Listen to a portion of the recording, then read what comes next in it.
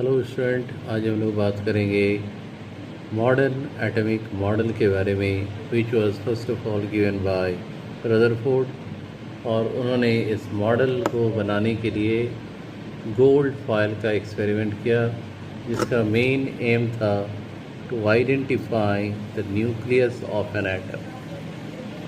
इस gold foil experiment में उन्होंने 3 फॉयल ऑफ गोल्ड को लिया और high speed moving alpha particle से स्ट्राइक किया। उन्होंने देखा कि ज़्यादातर अल्फ़ा पार्टिकल स्ट्राइक करने के बाद अपने रास्ते में सीधा आगे बढ़ जाते हैं, उनमें कोई डिविएशन नहीं होता है। दूसरा, उन्होंने देखा कि कुछ अल्फ़ा पार्टिकल सेंटर से डिफ्लेक्ट होते हैं, कुछ एंगल बनाते हुए, that is called angle of deflection और एंगल ऑफ डिविएशन। और तीसरा ऑब्जर्वेशन उन्होंने किया कि कुछ अल्फ़ा पार्टिकल स्ट्राइक करने के बाद वापस लौट के आ जाते हैं उसी रास्ते में जिस रास्ते से उन्होंने जाके स्ट्राइक किया था। इस 3 ऑब्जर्वेशन के बेसिस में रदरफोर्ड ने बताया, फर्स्ट ऑब्जर्वेशन के बेसिस में most of the part of an atom is vacant और एम्प्टी। दूसरा, रदरफोर्ड ने बताया कि the whole mass of atom is present at the nucleus, क्योंकि डिविएशन कहाँ से हो रहा था? सेंटर पर, और इस सेंटर का ही नाम उन्होंने दिया न्यूक्लियस। तीसरा, उन्होंने बताया कि न्यूक्लियस इज़ पॉजिटिवली चार्ज।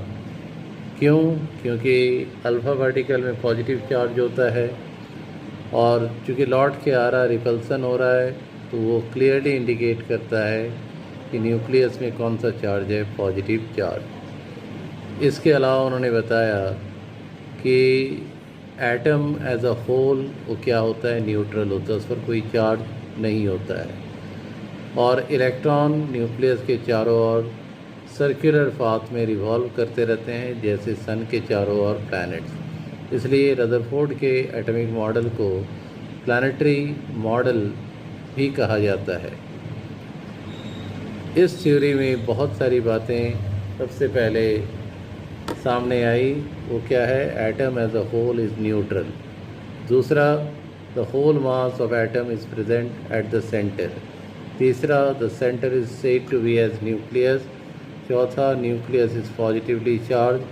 पांचवा और अंतिम, electrons revolving around the nucleus in different circular path like planets rotate around the sun। अगली बार बात करेंगे डिमेरिट्स ऑफ रदरफोर्ड मॉडल के